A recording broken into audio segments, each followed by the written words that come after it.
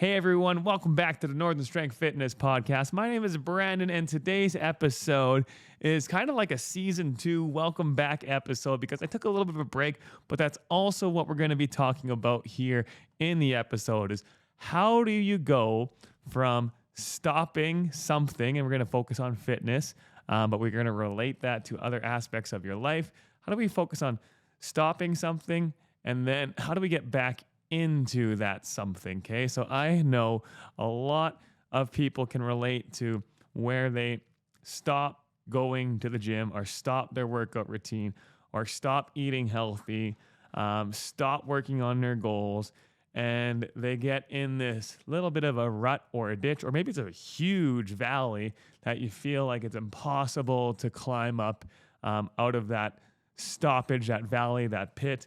But today's episode, I hope, is going to help you guys get back into that feeling of I can and I will. How do you get to that go mode again? Okay, so I have taken a few months off of the podcast, and I've even slowed down on my social media a bit, mainly because of it felt like burnout. I was doing a lot of stuff, had a lot going on at the time. I still have a lot going on, but I just needed to take a little bit of a step back. Felt like I needed a little bit of a breather. And now I'm trying to get back into some regular posting on social media, getting back into the podcast. I got still lots of cool things that I want to get accomplished with the podcast and through the business.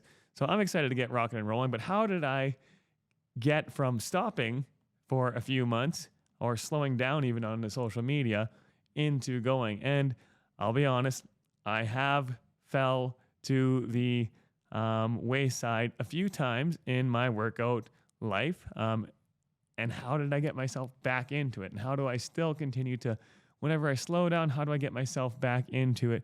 Now, mine is a little bit different than what yours might be, but hopefully some of these things that you guys can take from this podcast and relate to, and then find some ways to, I guess, apply what we're talking about, reflect and learn, and then take those learnings and not just look at fitness, but look at applying them to other places. So if you're new to the show, I've got this on YouTube, I've got it on Spotify, Apple Podcasts, a little bit of everything. So if you want to subscribe, that would be super helpful. If you find this video helpful, that would be awesome if I can hear down in the comments, or even say hi to me and say, hey, I watched that video, and help me get going, and share this. Maybe someone in a small town or a bigger community can relate. And if you're in that small town community and you're wondering about this podcast, if you go back to episode 1, it's all about kind of what the show is about. It'll give you guys a tonnage of what I'm hoping to accomplish with it, and then get you guys set up for maybe following some of the other episodes. But I do appreciate everyone who watches this. I just wanted to get that out of the way. Make sure that you guys know that I really appreciate the support and want you guys to continue to watch and continue to share as we continue to grow, because that is the message. Don't just go through life and grow through life. With this, stop. How do we get started again? Okay. So a little bit about me, with my own workout experience, start you guys off. So way back, my first workouts were when I was a teenager, training for hockey in my parents' basement. I used to, I don't know if any of you guys were hockey players, but I had this conversation with a few people, not that long ago, actually, just a few weeks ago, but we were talking about training we used to do when we were younger. And one of them was a wrist exercise for hockey players. And I was a goalie, so I don't know why I really needed to do this, but a lot of it was like hockey training for wrist shots. And we talked about how we used to train our wrist strength to flex them. And we used to, almost everybody related to having like a string or some type of rope attached to some type of stick and rolling up a weighted object and then rolling it back down. So if you've ever done that, mine, I don't remember exactly what we used for a stick. It might have been actually a broken hockey stick, if I remember right. But it was in our basement. We had a rope attached to it, and it was actually attached to paint cans.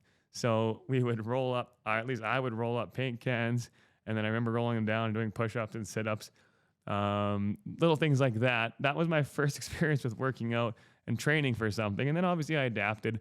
We were able to get some equipment from family members.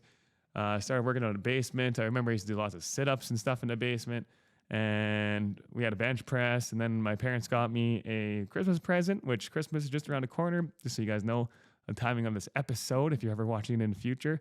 We got Christmas in a few weeks, and there has been like no snow here. We actually had rain just the other day.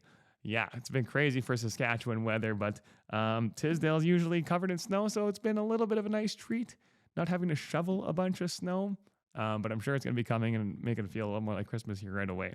But back to Christmas present, my parents were kind enough to get me one of those waiter.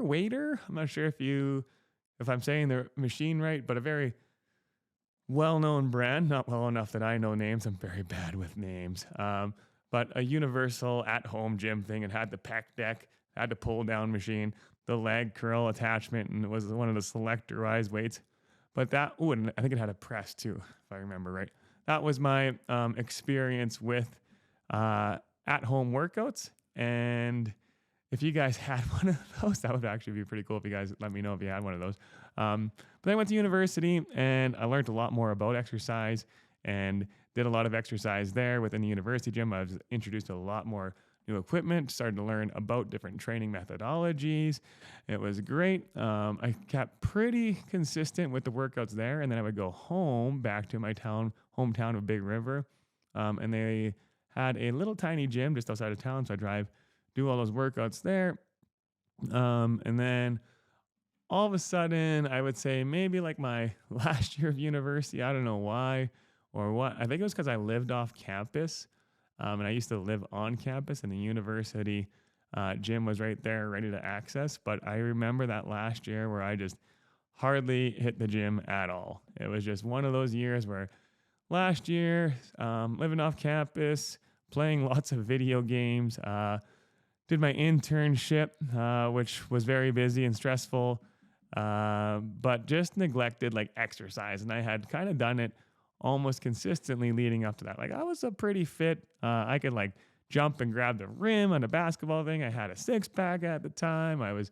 able to do bench press quite a bit. All those types of things that come with exercising regularly. And then I let it fall off the track that last year university. Then I ended up getting a job back at home, Big River, and neglected exercise again, even though there was a home gym. They may have shut down. That might have been a part of it.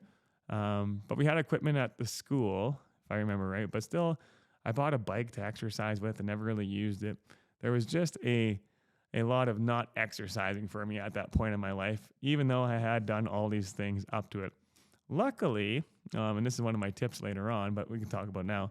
Luckily, I had a roommate and a friend, Joey and Javen, if you guys are listening to this. Shout out to the old times, if you guys remember our insanity days. So we started with just at-home workouts. I had experience back in the weight room, but there was this DVD from a company that was an at-home insanity made to be really hard workout. And we just kind of challenged each other and got ourselves moving again. And I got to see results from that.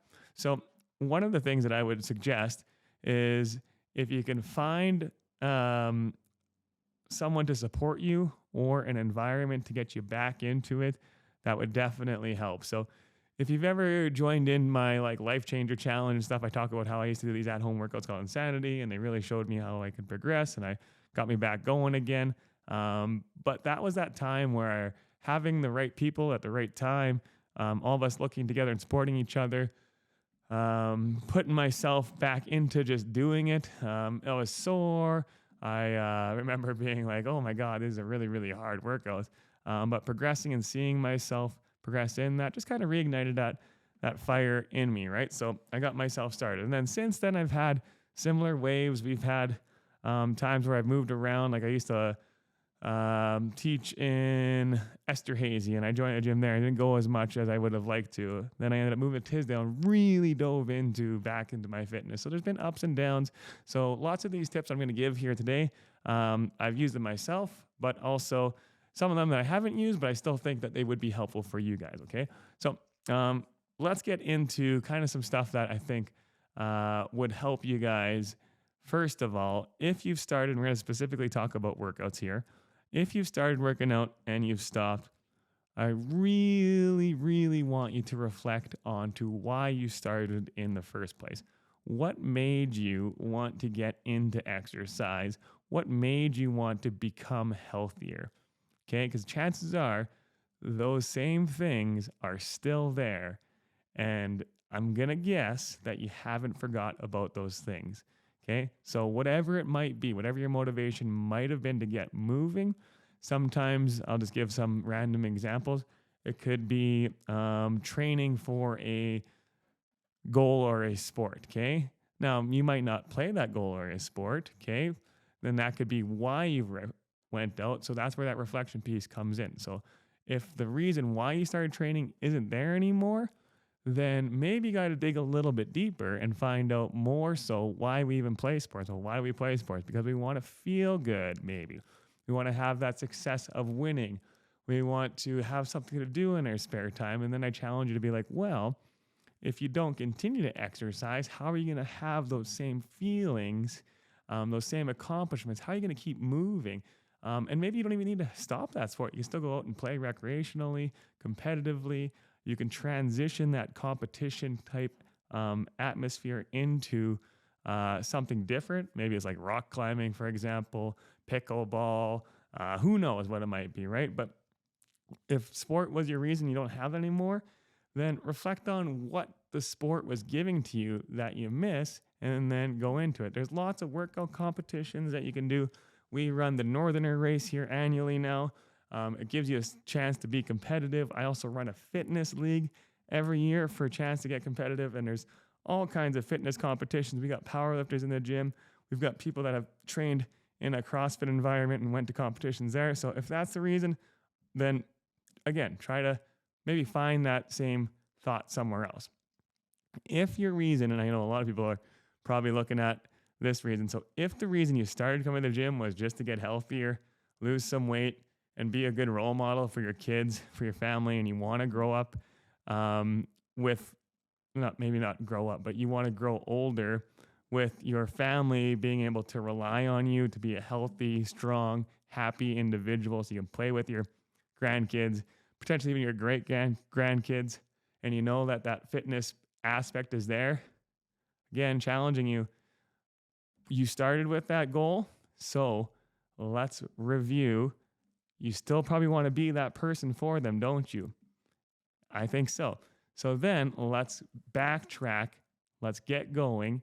You know you're able to start before, and sometimes that first step is the biggest, most toughest step, right? But you've done it before. You've made that first step before. So it's all about, hey, reflect on why. If that reason is still there, in this case, let's be healthy for our family, our grandkids, whatever it might be. Let's go forward, okay? Lots of times it's people will stop for getting comfortable in a position, right? So relationships, for an example. I know too many people that come into the gym because they've had a bad breakup or whatever. They want to get fit and sexy, and then they want to attract a new partner. And the problem is they attract a new partner, and then all of a sudden they stop going to the gym because they get comfortable, and then potentially that reason why you were both attracted to each other fades off. Again, the challenge is reflect, why are you there? You want to look fit. You want to be healthy. You want to be with someone who is caring for themselves. So again, why stop those types of things in the first place? And if you did stop, it's not too late, again, to take that step forward. So really reflect on why it is that you stopped, and then try to grow through those. I wouldn't call them failures. It's, in a sense, it's a failure, but it's more of like an experience. And I talked about this in previous podcasts, but if you are going to go through something, you might as well grow through something. And it might not be the exact same path you want to go, but you go down one road and you're able to find some stuff, and you can always veer, hopefully, back to the same end point, or maybe even discover new endpoints, right? So think of these moments in life not as a failure, but as an opportunity to grow.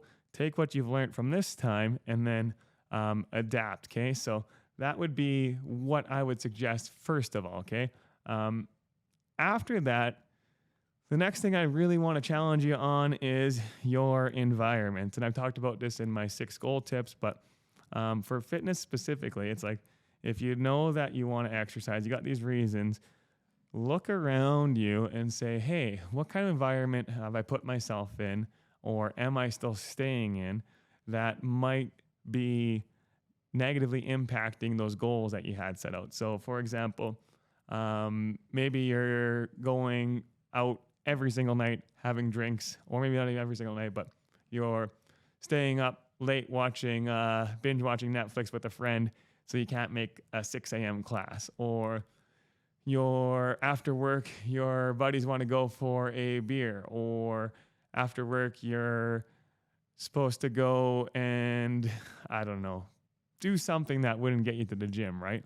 Look at those things and say, hey, can I fix those things, or can I change my environment to make myself more successful, right? So you have usually a good control on what environment you can set for yourself. And sometimes in a family household, I understand that's not always the case. You got busyness with hockey, you got busyness with running kids around, you got your own other social events you want to get to.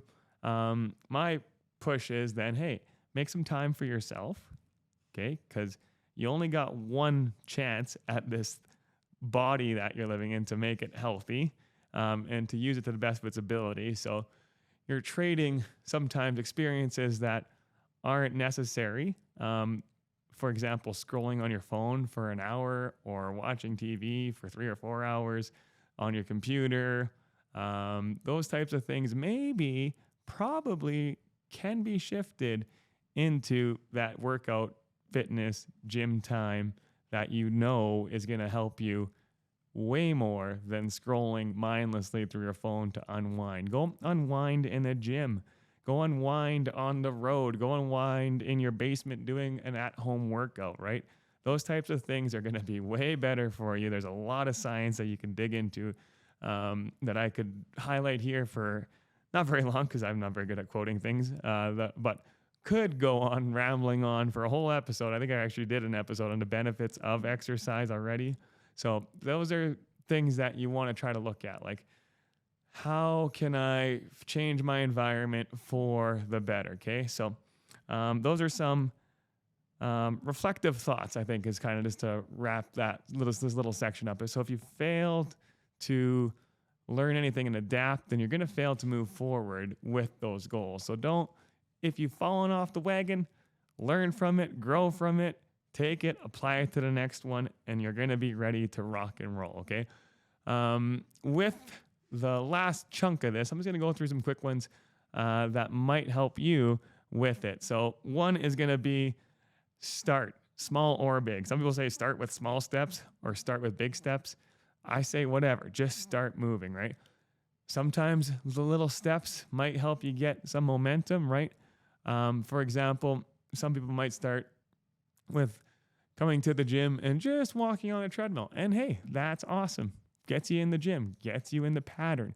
You're starting small, okay? You might come in there, walk on the treadmill a little bit, ride the bike, stretch, and leave. That is awesome. I think Jesse in his episode talked about just coming in there, moving small, not moving small, but starting small, starting slow, and then just adding up. And I've talked about this before, right? Let's get your momentum build up.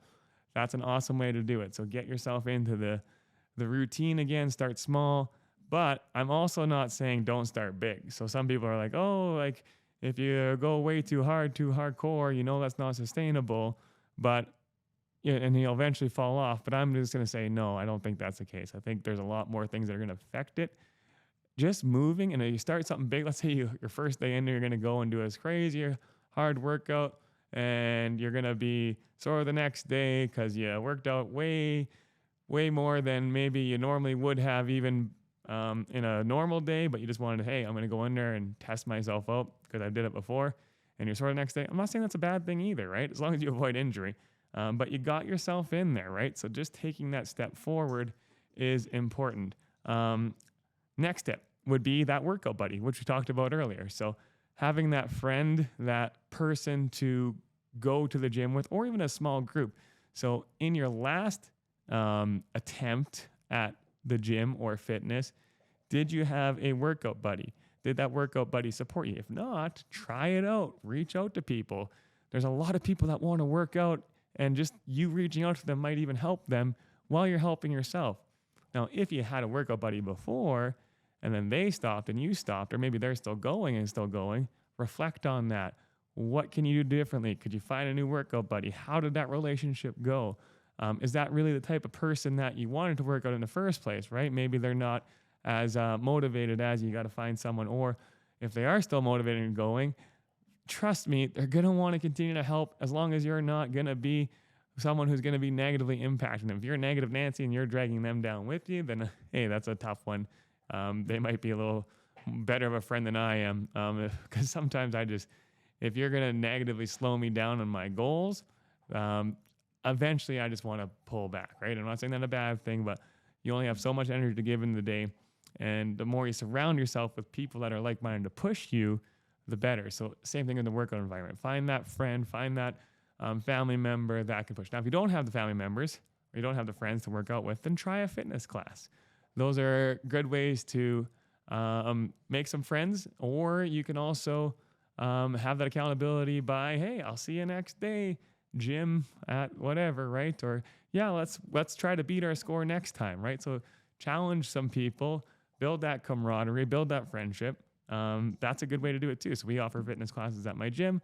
That's a good opportunity for people to try it out versus doing it on their own. Personal trainers, a little more expensive, but one-on-one accountability. You're going in there, you're paying for it. Sometimes paying for something, as weird as it sounds, paying for your health and your own accountability is probably one of the best investments you can make on yourself because it relates to other people. Okay. I just had a coaching call with, I started doing some consulting for people, and coaching call with somebody else this week. And they were talking about how they had a personal trainer and how they wish they can give everybody the opportunity to go and buy a personal trainer because it was an investment for them. And now they're really rolling in their lives, right?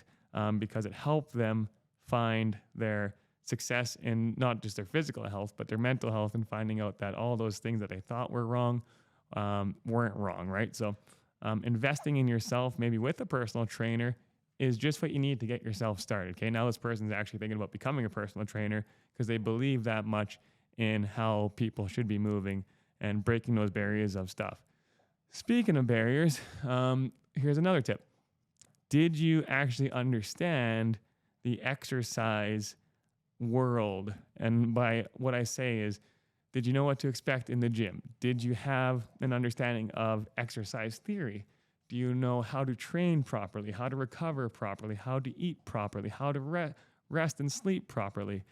Did you come in there with a wealth of knowledge? If not, try your best to educate yourself in those areas. It might take some time, but again, this time is an investment to get you to where you want to go as far as reaching your healthiest version of yourself and then applying those things to other areas in life. So learn about fitness. If you don't find a time to learn about it on your own, again, you can always invest in those personal trainings or those classes. But if you're walking into the gym, and I see it a lot, people don't know what to do. They walk in there. I'll use an example.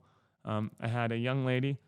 She was coming into the gym. You could tell she was nervous. She didn't know what to do when she came in, but she was interested in a membership. I said, yep, we got a free trial. If you come on in, though, I really recommend that you either book in a session with me because you're brand new and we can go through this stuff together. Might cost a little bit more money. Or I said, you could do the free thing. And I said, there's a lot of good content on the internet. Take some time, learn. So that way you come in here with a game plan. So that way you're not lost. She came in the next day with basically no game plan.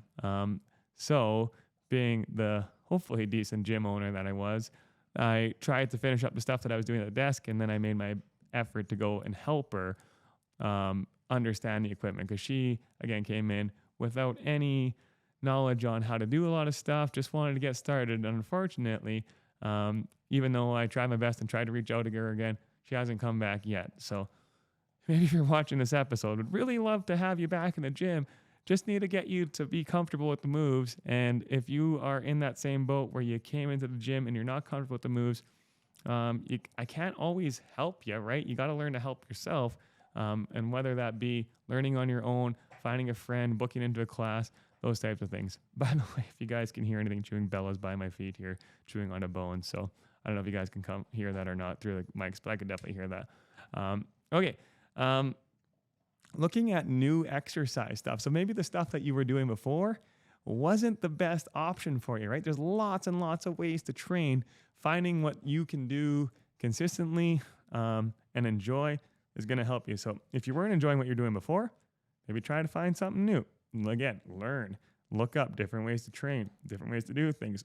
Those are all good things. Lots of technology out there. There's lots of apps that can help you out. YouTube's a great thing. You can always dive into something new along the way. Other things that can help you get going is set yourself up a little reward system. So you could be like, hey, I want maybe, and going back to the support person, let's just use a support person. I want you to withhold all my, let's just use treats. Let's say you're really excited about holidays are coming up. Eggnog and spiced rum. Yay. If you're an eggnog and spiced rum person, be like, it's a tradition that I always drink eggnog and spiced rum on Christmas around here, but I'm not going to drink any until I make sure I go into the gym and get my exercise in or do these steps, right? So having some type of reward that forces you in there and having someone to give you, I guess, support on that makes it a little bit easier. An example would be, I had a goal to get up to a certain amount of pull-ups. I believe it was 8. And one of my gym members actually encouraged me by saying, hey, if you can get to these pull-ups by the end of this month, I will buy you a pumpkin pie for yourself, because I really like pumpkin pie. So I worked hard on getting those pull-ups, bought me the pumpkin pie slightly before I got my pull-up goal, because it was around that pumpkin pie, Thanksgiving, October time, when it was almost out of season. So just having that person there, set a reward for yourself, work towards those goals, enjoy the reward. But then also on the flip side of that, just learn to enjoy the process, right? So if you can enjoy that process, it'll be a lot more enjoyable experience. Know there's going to be ups and downs in training, just like there is in anything else, and get yourself going. What else do I got? I got track your progress.